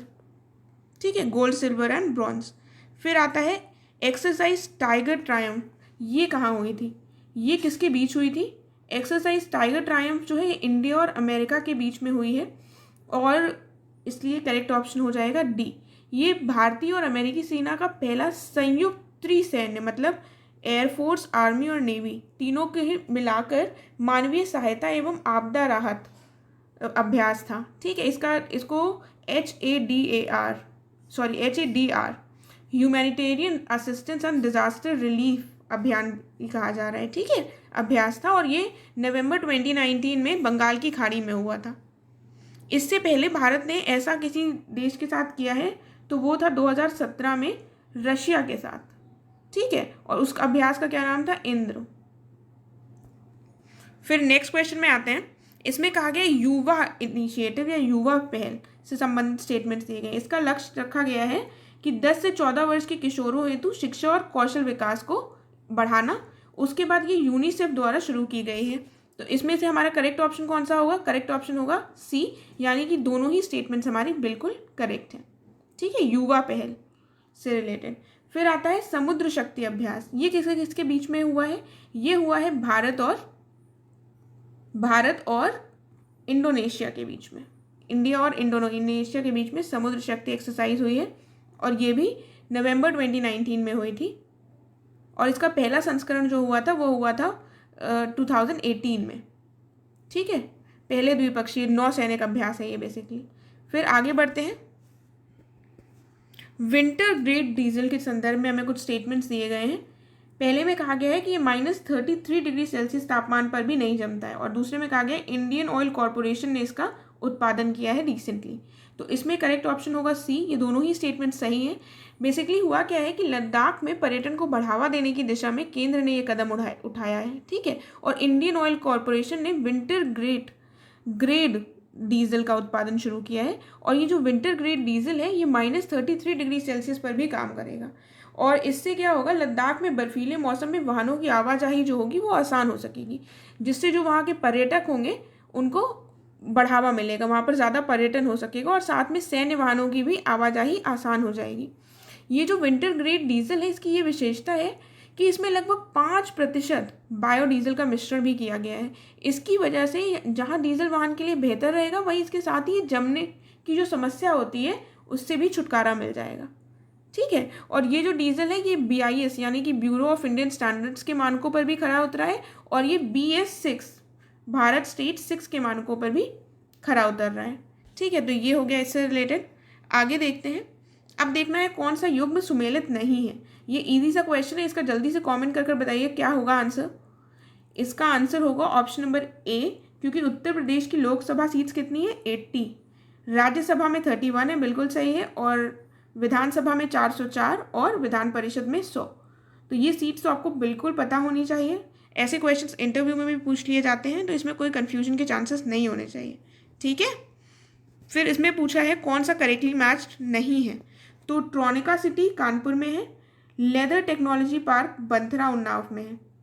देखिए, अगर आप गए हैं उन्नाव तो आपको ये हमेशा याद रहेगा, क्योंकि इसकी बहुत स्मेल होती है जब आप वहाँ से उस एरिया से निकलते हैं।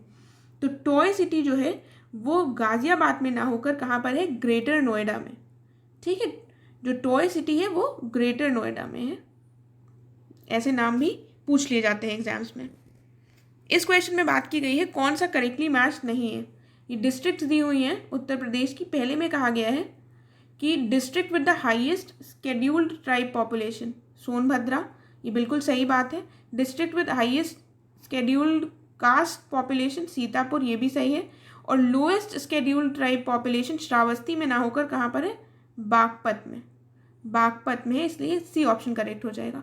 और लोएस्ट शेड्यूल्ड कास्ट पॉपुलेशन कहाँ पर होगी, ये होगी, ये भी बागपत में होगी, ये भी सही है, ठीक है। तो करेक्ट ऑप्शन 118वें क्वेश्चन का क्या हो जाएगा, सी, क्योंकि यहाँ पर ऑप्शन होगा हमारा अनुसूचित जाति और जनजाति दोनों ही जो सब मिनिमम है कहाँ पर है, बागपत में, ठीक। फिर इसमें बात की गई है कि कौन सा डिस्ट्रिक्ट जो उत्तर प्रदेश का डिफेंस इंडस्ट्रियल कॉरिडोर है उसमें इंक्लूडेड नहीं है। तो इसमें बेसिकली 6 डिस्ट्रिक्ट्स हैं, 6 डिस्ट्रिक्ट्स को शामिल किया गया है। एक हो गया अलीगढ़, दूसरा हो गया आगरा, फिर झांसी, फिर कानपुर, लखनऊ और चित्रकूट। देखिए, जब ऐसे क्वेश्चंस आते हैं तो आपको एक बार यूपी का मैप देख लेना चाहिए ताकि आप कंफ्यूज ना हो। और आप देखेंगे कि प्रयागराज इसके थोड़ा इधर साइड पर है, थोड़ा दूर है, तो इसको इंक्लूड नहीं किया गया है। ये AAJ KLC ये इंक्लूडेड है इस डिफेंस कॉरिडोर में। फिर बात आती है कृष्ण कुटीर, इसका संबंध किससे है? क्या इसका संबंध अनाथ बच्चों के लिए घर से है, दिव्यांग बच्चों के लिए विशेष गृह से है, या विधवाओं हेतु विशेष गृह से है, या बलात्कार पीड़ित महिलाओं के लिए विशेष गृह से है? तो कृष्ण कुटीर जो है ये बेसिकली इसका आंसर होगा विधवाओं हेतु विशेष गृह है। ये आश्रय गृह होगा, उत्तर प्रदेश के वृंदावन में है, और 1000 बुजुर्ग विधवा महिलाओं को आश्रय देने की सुविधा इस गृह में प्रदान की जाएगी, ठीक है। और ये जल्द ही ये आश्रय गृह शुरू होने वाले हैं, ठीक है। तो ये हो गया है हमारा Krishna Kutir special home for widows. Then निम्नलिखित में से द्वितीय क्षेत्र के अंतर्गत किसको शामिल नहीं किया जाता है? जो सेकेंडरी सेक्टर होता है उसमें क्या इंक्लूडेड नहीं होता है? माइनिंग इंक्लूडेड नहीं होती है। माइनिंग बेसिकली प्राइमरी सेक्टर यानी प्राथमिक सेक्टर से संबंधित होती है। बाकी कंस्ट्रक्शन, मैन्युफैक्चरिंग और hydro power and gas supply सब सेकेंडरी सेक्टर में ही आते हैं। फिर अगले क्वेश्चन में बात की गई है कि भारतीय अर्थव्यवस्था के संदर्भ में ओपन मार्केट ऑपरेशंस किससे निर्दिष्ट होते हैं? कौन सा ऑप्शन इसमें से निर्दिष्ट करता है? तो ये करता है RBI द्वारा सरकारी प्रतिभूतियों का क्रय और विक्रय, ठीक है, यानी कि purchase and sale of government securities by RBI। ये ओपन मार्केट ऑपरेशंस से रिलेटेड है। अगले में आते हैं, इसमें बात की गई है कि in which of the following cases reserve bank of India regulate करती है कॉमर्शियल बैंक्स को? किस में रेगुलेट करती है? तो इसका आंसर क्या होगा? इसका आंसर होगा ऑप्शन नंबर डी, यानी सभी में करती है। लिक्विडिटी ऑफ एसेट्स में भी करती है, ब्रांच एक्सपेंशन हो तब भी करती है, मर्जर ऑफ बैंक्स आपको पता ही है अभी रिसेंटली हुआ है, और क्लोजिंग ऑफ बैंक्स इसमें भी करती है, ठीक है। नेक्स्ट में बात की गई है कि इनमें से कौन सा कथन अपस्फीति का उपर्युक्त वर्णन करता है, सही से उसको डिस्क्राइब करता है, ठीक है। तो ये करता है ऑप्शन नंबर सी, इसका करेक्ट हो जाएगा। ये माल तथा सेवाओं के सामान्य कीमत स्तर आई सतत गिरावट होता है। स्तर पर आई जो सतत गिरावट होती है वो करता है डिफ्लेशन को सही से डिफाइन, ठीक है। ये इकोनॉमिक्स के टर्म्स होते हैं, अगर आपको नहीं पता है तो इसमें आप हमारा वीडियो देख लीजिएगा, क्योंकि ऐसे टर्म्स को समझना बहुत इंपॉर्टेंट होता है, इनको हम रट नहीं सकते हैं, ठीक है। तो फिलहाल इसका आंसर सी होगा, मैंने बता दिया है आपको। देन इन स्टेटमेंट्स को देखना है। फिएट मनी के लिए कहा गया है वो है जो सरकार जारी करती है, उसको फिएट करेंसी कहा जाता है। और भारत में 50 पैसे से कम की मुद्रा जो है वो लीगल टेंडर मनी नहीं रह गई है, वो स्टैट्यूटरी टेंडर नहीं है। तो इसमें कौन सा ऑप्शन हमारा करेक्ट होगा? ये दोनों ही बिल्कुल सही बात है, ऑप्शन नंबर सी करेक्ट हो जाएगा। फिर हमें देखना है इनकरेक्ट क्या है इनमें से। NPCI यानी कि national payment corporation of India से रिलेटेड इनकरेक्ट स्टेटमेंट कौन सी है? तो इनकरेक्ट स्टेटमेंट है कि it is established under the NPCI act, ठीक है, क्योंकि NPCI जो एक्ट है इसके तहत नहीं हुई है, इनकरेक्ट स्टेटमेंट होगी यहाँ पर। ये देखिए, ये एक नॉन प्रॉफिट कंपनी है, बिल्कुल सही बात है। इसमें 10 कोर प्रमोटर बैंक्स हैं, ये भी सही बात है। और ये क्रिएट करता है भारत क्यूआर कोड, ये भी सही बात है। लेकिन ये basically national payments corporation of India, ये भारत में खुदरा भुगतान और निपटान प्रणाली के संचालन के लिए एक अम्ब्रेला संगठन है, ठीक है। और ये आरबीआई और जो आईबीए है, आईबीए भारतीय बैंक संघ की एक पहल है जो भुगतान और निपटान प्रणाली अधिनियम 2007 के प्रावधानों के तहत है, ठीक है। तो यहाँ पर हमारा 126 का ऑप्शन हो जाएगा, ऑप्शन डी। देन इसमें बात की गई है कि एक वाणिज्यिक बैंक की परिसंपत्ति में किसको शामिल नहीं किया जाता है। तो किसको शामिल नहीं किया जाएगा, इसमें जमा को शामिल नहीं किया जाता है, क्योंकि जमा बैंक की देनदारी है, ना कि परिसंपत्ति। जमा क्या होती है, देनदारी, उनको वापस करनी होती है, उनकी परिसंपत्ति नहीं होती है। बाकी एडवांस, निवेश और दिया गया ऋण जो है वो उसके असेट्स में आएगा, यानी परिसंपत्ति में। फिर अगले क्वेश्चन में बात की गई है मार्जिनल स्टैंडिंग फैसिलिटी के संदर्भ में कुछ स्टेटमेंट्स दिए गए हैं, तो हमें बताना है कौन सा सही है।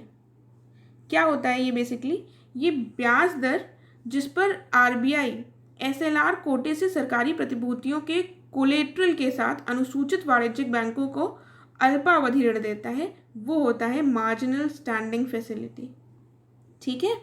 ये बेसिकली ब्याज दर जिस पर बैंक बिना किसी जमानत के गिरवी रखे हुए आरबीआई से दीर्घकालिक ऋण लेते हैं, वो होता है मार्जिनल स्टैंडिंग फैसिलिटी। देन 129 में पहुंच गए हैं हम, और इसमें एसएलआर के संबंध में कौन सा स्टेटमेंट इनकरेक्ट है ये पूछा गया है। तो इनकरेक्ट स्टेटमेंट है कि आरबीआई अधिनियम 1934 के तहत इसे अनिवार्य बनाया गया था, ऐसा नहीं है, ठीक है। ये बैंकों को जो नकदी, सोना, सरकारी प्रतिभूतियाँ, ट्रेजरी बिल और जो राज्य विकास ऋण बॉन्ड और आरबीआई द्वारा जो अधिसूचित जो अन्य प्रतिभूतियाँ होती हैं जैसे तरल संपत्तियों में एसएलआर जमा करना होता है, ठीक है। और ये नॉर्मली ये 40% से अधिक नहीं हो सकता है। कितने परसेंट से, 40% से अधिक, जो यहाँ पर दिया हुआ है करेक्ट स्टेटमेंट्स में हमें पता चल रहा है। और वैधानिक तरलता अनुपात बैंकिंग विनियमन अधिनियम 1949 के तहत अनिवार्य बनाया गया था, ना कि 1934 के तहत। कौन से एक्ट के तहत बनाया गया था, 1949 के। उसके बाद आता है मर्चेंट डिस्काउंट रेट सब्सिडी किस मंत्रालय की पहल है। तो ये कौन से मंत्रालय की पहल होगी। देखिए, ऑप्शंस ऐसे ही होते हैं कि आप कंफ्यूज हो जाएं, लेकिन ये गलत है। करेक्ट ऑप्शन है D, ministry of electronics and information technology की पहल है, ठीक है। और 2018 में इस मिनिस्ट्री ने एमडीआर सब्सिडी शुरू की थी। कब शुरू की गई थी, 2018 में। फिर आता है रोटरडैम अभिसमय यानी रोटरडैम कन्वेंशन।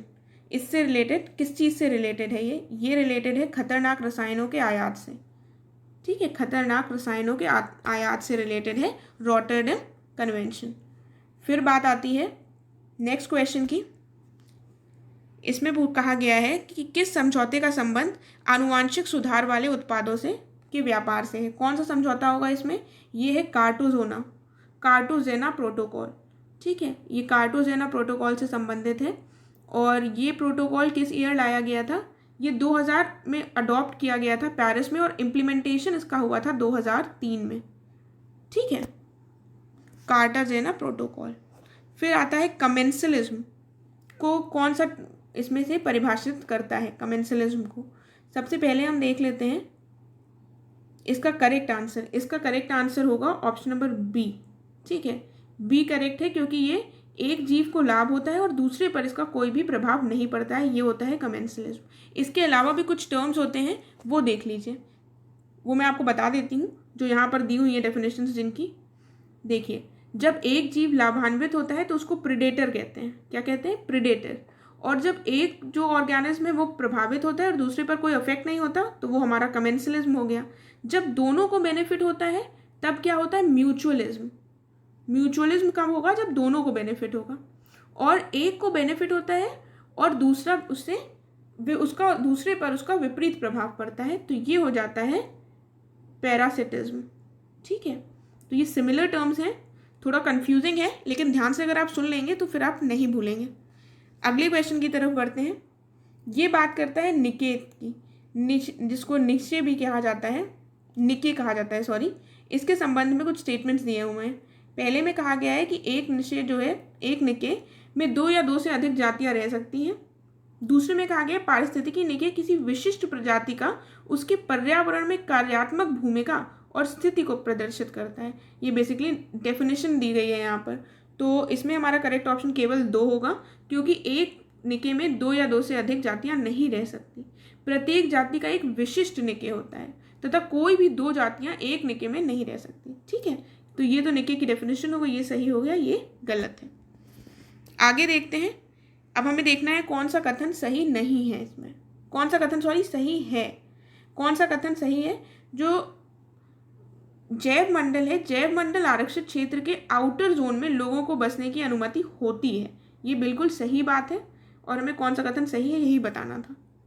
ठीक है, जो राष्ट्रीय उद्यान में किसी को भी जंगली उत्पाद एकत्र करने, जानवर चराने और वृक्षों तथा घास की सीमित कटाई आदि की अनुमति नहीं होती है, जबकि अभ्यारण्य में जो स्थानीय निवासियों के लिए जंगली उत्पाद एकत्र करने, वृक्षों तथा घास की सीमित कटाई एक्सेट्रा के लिए अनुमति दी जाती है। और राष्ट्रीय उद्यान में रहने वाले जितने भी जीव होते हैं उनका संरक्षण समान रूप से किया जाता है। वन्य जीव अभ्यारण्य विशिष्ट प्रजाति आधारित संरक्षित क्षेत्र होते हैं। ठीक है, तो इसमें हमारा करेक्ट ऑप्शन कौन सा हो गया है? ए हमारा करेक्ट हो गया है।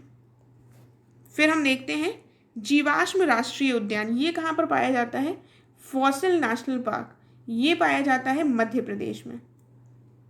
ऑप्शन बी करेक्ट हो जाएगा। Fossil national park is a national park which is located in Dindori district of Madhya Pradesh. ये 1968 में फाउंड हुआ था और ये सबसे छोटा नेशनल पार्क है मध्य प्रदेश का, सबसे छोटा है मध्य प्रदेश का। ठीक है, आगे बात की गई है थामीन डियर की। थामीन डियर कहाँ पर पाए जाते हैं? ये पाए जाते हैं मणिपुर में, मणिपुर में पाए जाते हैं थामीन डियर, मणिपुर। ऐसे 2-3 बार बोल लीजिए ताकि आप इसको भूलें नहीं। इसको ब्रो एंटीलियर डियर भी कहा जाता है। ठीक है, ब्रो एंटीलियर डियर भी कहा जाता है, मणिपुर में पाए जाते हैं और ये IUCN की एंडेंजर्ड कैटेगरी में आते हैं। IUCN की जो रेड लिस्ट है उसके कौन सी कैटेगरी में आते हैं? एंडेंजर्ड। फिर अगले में बात की गई है ऑपरेशन सेवा कुरमा की। ऑपरेशन सेवा कुरमा किससे संबंधित है? ये संबंधित है टॉर्टोइस से, यानी कछुए से। ये 15 दिसंबर 2016 से 30 जनवरी 2017 तक वन्य जीव अपराध नियंत्रण ब्यूरो द्वारा चलाया गया था। ठीक है, इसके तहत हुआ क्या था? कछुओं को सुरक्षा प्रदान की गई थी। देन अगले क्वेश्चन पे आते हैं। इसमें बात की गई है कि कपड़े उद्योग से जुड़े लोग होते हैं उनको कौन सी बीमारी होने की संभावना होती है? उनको होती है बिसिनोसिस। ए ऑप्शन, बिसिनोसिस बीमारी होती है। ये एक फेफड़ों की बीमारी होती है जो अपर्याप्त रूप से जब कम हवा वाले वातावरण में कपास की धूल के संपर्क में आते हैं तो ये बीमारी हो जाती है। ठीक, अगला देख लेते हैं। इसमें कहा गया है इनमें से कौन सा जीव समूह सागरीय जल के विभिन्न गहराइयों में तैरने वाले प्राणियों के रूप में जाने जाते हैं? कौन से जाने जाते हैं? तो ये जाने जाते हैं नेक्टिन समूह। ठीक है, नेक्टिन समूह जो विभिन्न गहराइयों में तैरते हैं उनको नेक्टिन समूह के अंतर्गत सम्मिलित किया जाता है। और इस वर्ग के अधिकांश प्राणी रीढ़ वाले होते हैं, रीढ़ वाले। ठीक है, आगे बढ़ते हैं। निम्नलिखित में से किस तत्व के लिए समुद्री घास महत्वपूर्ण स्रोत के रूप में जानी जाती है? तो कौन सी जानी जाती है? ये एक इजी क्वेश्चन है, आपको पता होना चाहिए। आयोडीन। ठीक है, आयोडीन हमें इसी से प्राप्त होता है, समुद्री घास से। देन निम्नलिखित में से हमें कथन देखने हैं कौन सा सही कथन है। तो इसमें जो सही कथन है वो है पहला, यानी कि प्लैंकटन जो है वो सागर के प्रकाशित मंडल में रहते हैं। ठीक है, सागर के प्रकाशित मंडल में प्लैंकटन रहते हैं। इससे रिलेटेड थोड़ी सी इंफॉर्मेशन जान लीजिए। देखिए, जो प्रकाशित मंडल होता है ये बेसिकली कितना होता है? ये होता है 200 मीटर तक। ठीक है, ये 200 मीटर तक होता है और इसी भाग में प्लैंकटन्स पाए जाते हैं। और इसके बाद जो 200 मीटर से अधिक गहरे सागरीय भाग को अप्रकाशित मंडल कहा जाता है। और अप्रकाशित मंडल में निवास करने वाले जीवों को नेक्टिन कहा जाता है, जो भी हमने ऊपर देखा। ठीक है, इसके अलावा जो सागर की तलहटी में निवास करने वाले जीव हैं उनको क्या कहा जाता है? बेंथोस। ये देखिए ऊपर वाले ऑप्शंस में बेंथोस भी लिखा हुआ था, राइट। और इसके साथ ही इसका करेक्ट ऑप्शन हो गया है ऑप्शन नंबर ए, हमने देख लिया है। ठीक है, तो अगले क्वेश्चन की तरफ बढ़ जाते हैं। अगले क्वेश्चन में बात की गई है कौन सा शब्द 2 या अधिक पारिस्थितिकी तंत्र के संक्रमण क्षेत्र के लिए सर्वाधिक सही है। तो ये कौन सा सही होगा इसमें हमारा करेक्ट ऑप्शन होगा इकोटोन। मतलब ये ट्रांजिशन जोन होता है बेसिकली। ठीक है, transition zone between 2 ecosystems is ecotone. ठीक, देन अब हमें मैच करना है कौन सा युग्म सही सुमेलित है। देखिए यहाँ पर लिखा हुआ है सही सुमेलित है और यहाँ पर लिखा है नहीं सही सुमेलित नहीं है। तो मैं आपको बता दूँ ये गलत है। हमें ये बताना है कि कौन सा सही सुमेलित है, यही बताना है यहाँ पर, क्योंकि इसमें केवल एक ही करेक्टली मैच्ड है। तो जो करेक्टली मैच्ड है वो है ओजोन दिवस। 16 सितंबर को होता है, 16 सितंबर ओजोन दिवस होता है। बाकी ये जो टॉप 3 है ये गलत है, इसलिए ये नॉट करेक्ट को यहाँ पर हटा दीजिएगा। विश्व पर्यावरण दिवस कब होता है? ये होता है 5 जून को, ना कि 15 जून को। पृथ्वी दिवस होता है 22 अप्रैल को और तंबाकू निषेध दिवस ये होता है 31 मई को। ठीक है, तो ये हो गया हमारा। आगे देखते हैं। देखिए, जो पारिस्थितिकी तंत्र में उत्पादक के स्थान पर पादप और जंतु दोनों हो सकते हैं। और जो बात की गई है कि फंजाई और बैक्टीरिया ये इंपॉर्टेंट कंपोनेंट्स होते हैं डेट्राइटिस फूड चेन के। डेट्राइटिस का मतलब मैं आपको बता चुकी हूँ, डेट्राइटिस डेब्रिस होता है। ठीक है, वेस्ट जो होता है उसको डेट्राइटिस कहते हैं। तो इसमें कौन सा कथन हमारा सही होगा, कौन सा सही नहीं पूछा गया है। तो इसमें करेक्ट ऑप्शन होगा ऑप्शन नंबर ए, क्योंकि प्रोड्यूसर्स एनिमल्स नहीं हो सकते हैं। कि प्रोड्यूसर्स कौन होंगे? हमेशा प्लांट्स ही प्रोड्यूसर की कैटेगरी में आएंगे। ठीक है, हरे जो पादप होते हैं प्लांट्स वही प्रोड्यूसर्स की कैटेगरी में आएंगे, ना कि एनिमल्स। तो नॉट करेक्ट में ऑप्शन ए हो जाएगा। फिर बात की गई है कि ट्राइब्स जो प्रैक्टिस करती हैं सीजनल माइग्रेशन, कौन सी ट्राइब है वो जो सीजनल माइग्रेशन प्रैक्टिस करती है? वो है भूटिया। कौन सी है? भूटिया। ये जो है ये मौसमी प्रवास करते हैं। भूटिया और जौनसारी जनजाति का निवास क्षेत्र बेसिकली उत्तराखंड में है और खैरवाड़ जनजाति उत्तर प्रदेश में, बिहार और झारखंड राज्यों में पाई जाती है। राइट, फिर हम आगे बढ़ते हैं। आगे क्वेश्चन में दिया हुआ है कि सभी मौसमी गतिविधियां होती हैं, कौन से उसमें होती हैं, कौन सी लेयर में एटमॉस्फेयर के? ये होती हैं ट्रोपोस्फियर में। ठीक है, कहाँ होती हैं? ट्रोपोस्फियर में। फिर नेक्स्ट क्वेश्चन है कि एनजीटी एक्ट में के हिसाब से at what time it is necessary to settle the cases coming to the NGT. कितने समय में केसेस को सेटल कर देना चाहिए जो एनजीटी से आ रहे हैं? इस एक्ट के तहत जो केसेस सेटल हो जाने चाहिए वो 6 महीने के तहत अंतर्गत हो जाने चाहिए। और एनजीटी की स्थापना कब हुई थी? ये हुई थी 18 अक्टूबर 2010 को। ठीक है, 2010 में हुई थी। और एनजीटी की स्थापना के साथ ही भारत एक विशेष पर्यावरण न्यायाधिकरण स्थापित करने वाला दुनिया का 3rd देश बन गया था। इससे पहले केवल ऑस्ट्रेलिया और न्यूजीलैंड में ही ऐसे किसी बॉडी की स्थापना की गई थी। ठीक है, और एनजीटी एक्ट के अनुसार एनजीटी के लिए ये अनिवार्य है कि उसके पास जो भी केसेस आते हैं पर्यावरण संबंधी मुद्दे, उनको विदिन 6 मंथ्स सॉल्व कर लिया जाए। देन ये बात, नेक्स्ट क्वेश्चन है साफिर सिम्पसन मापक, इसको कब इस्तेमाल करते हैं? इसका इस्तेमाल होता है हरिकेन्स के समय पर। ठीक है, 1 जनवरी 2020 से प्रशांत महासागरीय देश जो है पलाऊ, सॉरी ये मैंने दूसरे क्वेश्चन का पढ़ने लगी, पहले आप ये देख लीजिए, इसका हरिकेन से ही होगा केवल। ठीक है, अब ये सनस्क्रीन बैन करने वाला क्वेश्चन आता है कि कौन से देश ने सनस्क्रीन बैन की है।